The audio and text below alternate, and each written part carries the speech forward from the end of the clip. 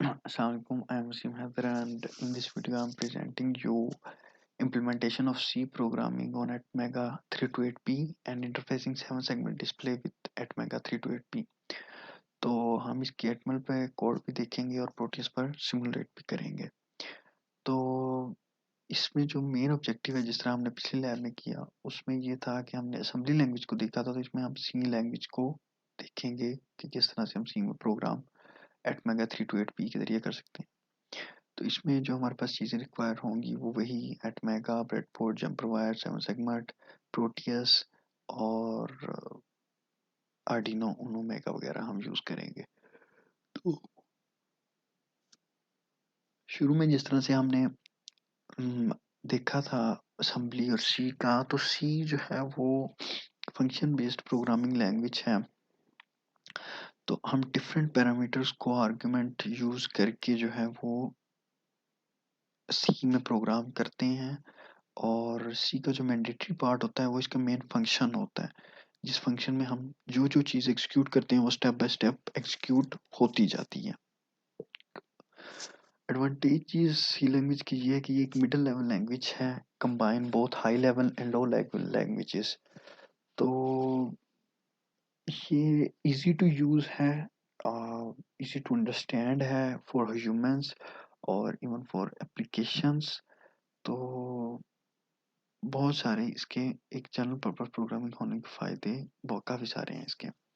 और लाइब्रेरीज बहुत ज़्यादा अवेलेबल हैं, बिल्ट इन फंक्शंस बहुत ज़्यादा हैं। आपको देखेंगे कि जिस तरह से हम वहाँ पे वेरिएबल स्टोर कराते थे रजिस्टर में, रजिस्टर से डायरेक्ट DDRB में आते थे और फिर उसे आउट करवाते थे पोर्ट पे, तो वो सारा काम अब ख़त्म होगा। अब डायरेक्ट हम जो है वो काम फंक्शंस के ज़रिए से, वेरिएबल्स के ज़रिए से कर सकते हैं। Okay, seven segment display. Seven segment display एक जो है वो हमारे पास एक डायोड का कॉम्बिनेशन होता है, जिसके जरिए से हम 7 सेगमेंट डिजिट्स को करवा जो है वो शो करवा सकते हैं। तो ये कॉमन नोड और कॉमन के तो दो टाइप के होते हैं, जो पॉजिटिव टू नेगेटिव फ्लो करते हैं। कुछ इस तरह वो कॉमन कैथोड, और इसके ऑपोजिट जो है वो कॉमन एनोड होगा। ओके, तो हमारे पास कुछ इस तरह से होता है कि मतलब इसमें ए से जी तक एलईडीज होती हैं, और उससे हम अपने डिजिट को जो है वो 0 से 8 तक शो करवा सकते हैं। ओके, और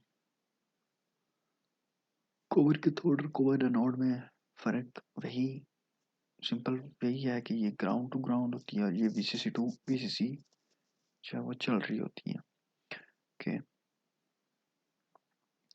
इसमें जो हमारे पास सबसे पहली एग्जांपल है कोड की वो ये है कि हमने अपने सी कोड को 0 से 255 तक जो है वो चलाना है, और उसमें हर के बाद डिले हमने दिया हुआ है। इसमें कोड कुछ इस तरह से है कि avr.ioh ये हम यूज़ करेंगे हर बार, और हमने डिफाइन कर दी सीपीयू की, मतलब ये एफसीपीयू, इसमें हम उसकी जो मेगाहर्ट्ज़ हैं फ्रीक्वेंसी होती है सीपीयू की वो डिफाइन कर देते हैं, और ये डिले की लाइब्रेरी है delay.h। तो util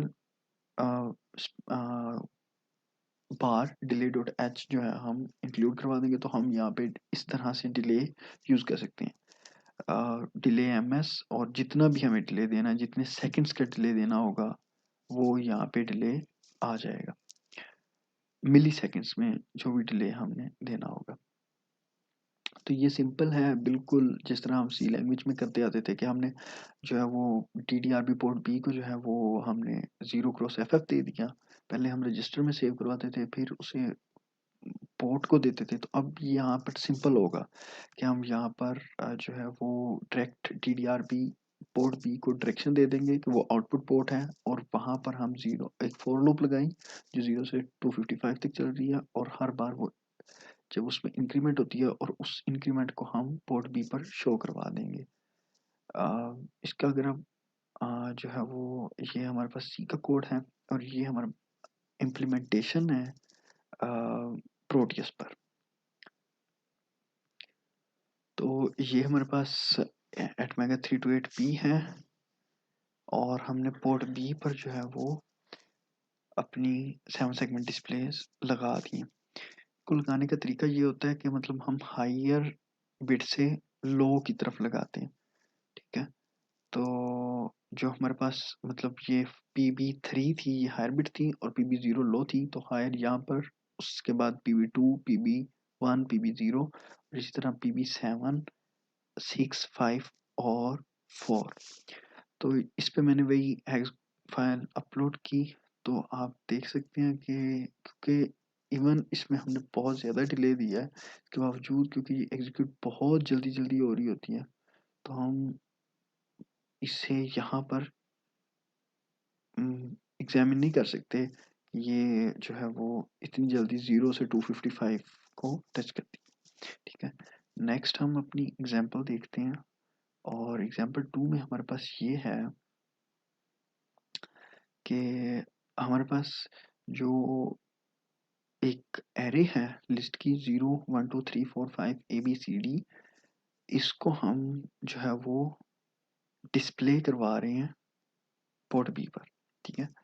तो वही सिंपल काम हम करेंगे कि हमने जो है वो अ, अपनी लिस्ट बता दी, डिक्लेयर कर दी, एक करेक्टर डिक्लेयर कर दिया अनसाइंड सेट, और अपनी पोर्ट बी को जो है हमने GDRB डायरेक्शन दे दी और फोर लूप लगी। उसमें हमने हर डिले के बाद ये कहा कि पोर्ट बी पर जो है वो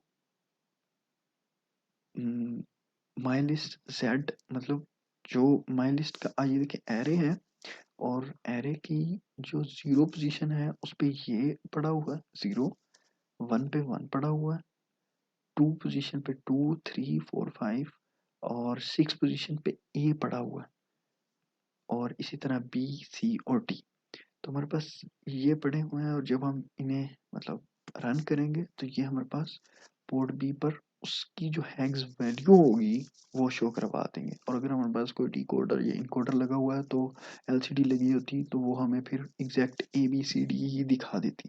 लेकिन अभी हमारे पास ये है तो हम हर इंक्रीमेंट के लिए जो एरे में डिजिट सेव है वो शो करवा देगा। और इसकी हम जो हमारे पास प्रोटियस है कुछ इस तरह से है कि ये हमारे पास जो डिजिट है विद डिले हमने जो दिया हुआ है, ये देखिए पहले डिले के लिए 0 0 है, उसके बाद वो हेक्स में हमें जो है वो नेक्स्ट वैल्यू 1 और 2 और 3 और 4 इस तरह से दिखाएगा, ठीक है। तो जिस तरह से हमारे पास डिले आता है वो उसी तरह से उसको दिखा रहा है कि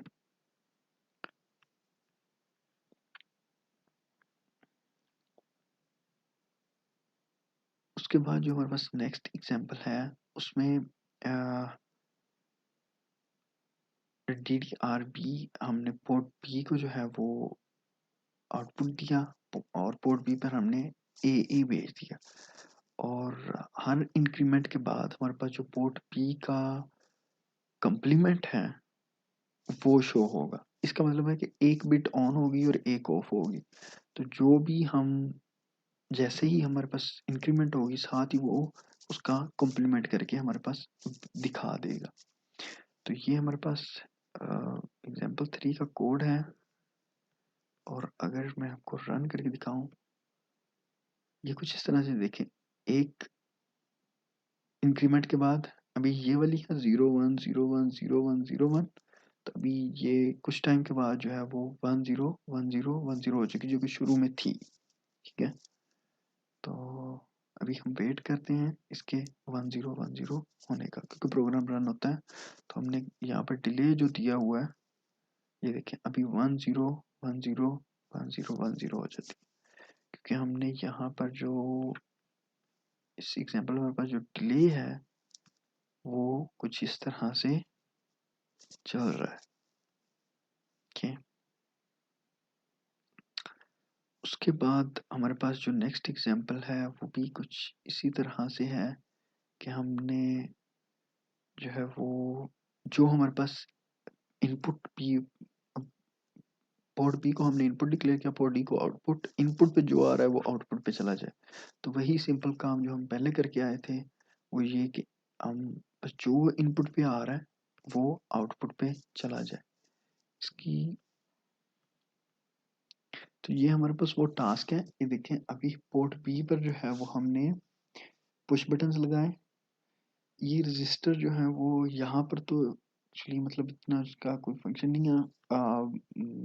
प्रोटियस वैसे भी चला देता है, लेकिन जब हम इसको हार्डवेयर में इम्प्लीमेंट करते हैं तो ये जो रजिस्टर जो हमारे पास लगे हुए हैं, ये करंट जो लीकेज करंट होता है उनको हाँ ये मतलब हेल्पफुल होते हैं उसको पास करने के लिए। तो अब ये देखिए, जो हमारे पास इनपुट पे जो जो पुश बटन ऑन है, वही वही हमारे पास पोर्ट डी पर एलईडीज ऑन है, वही डाटा हमारे पास वहाँ पे जा रहा है। तो जो हम इनपुट दे रहे हैं पिन बी पर, वही पोर्ट डी पर आउटपुट जा रहा है। मैं इसे बंद करता हूँ, इसे ऑन करता हूँ, इसे बंद करता हूँ, इसे बंद करता हूँ, तो जो हमारे पास पिन बी पर इनपुट है वही पोर्ट डी पर आउटपुट जा रहा है।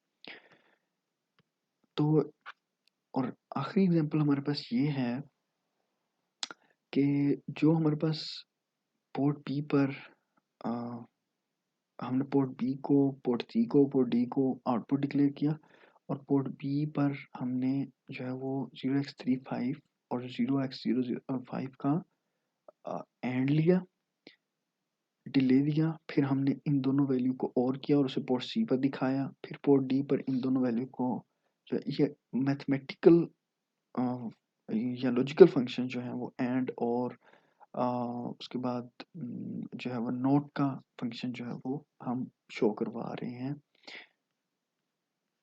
अ, इस एग्जांपल में। ठीक है, और इसी तरह हमारे पास ये वाला टास्क है जिसमें हम वो कंपेयर कर रहे हैं वैल्यूज़ को कि अगर पिन बी की वैल्यू ये है तो पोर्ट डी पर 0x55 भेज दो, अदरवाइज 0x भेज दो। तो अगर हमारे पास पोर्ट बी पर वैल्यू ये वाली होगी कि सिर्फ फर्स्ट बिट 1 हो और बाकी सारी मतलब सेवन्थ बिट 1 हो और बाकी सारी 0 0 हो, तो हमारे पास 0x55 आएगा यहाँ पर वैल्यू, और अदरवाइज हमारे पास 0x आ जाएगी। आ, इसके बाद हमारे पास ये लैब टास्क है जिसमें हमने अपने पोर्ट पे जो है वो हम डिफरेंट और एंड फंक्शंस जो है वो बिट को टॉगल करवाने के लिए यूज़ करते हैं। तो ये कुछ इस तरह से हम जो है वो को शो करवाते हैं, और इसकी हार्डवेयर इम्प्लीमेंटेशन भी हमने यहाँ पे दिखाती है। आई होप आपको समझ आ गई होगी। इसमें हम इस लैब में जो है वो हमने लर्न किया कि सी के ज़रिए से किस तरह से अपने प्रोग्राम को रन करें और एवीआर पे सिमुलेट करेंगे। Thank you.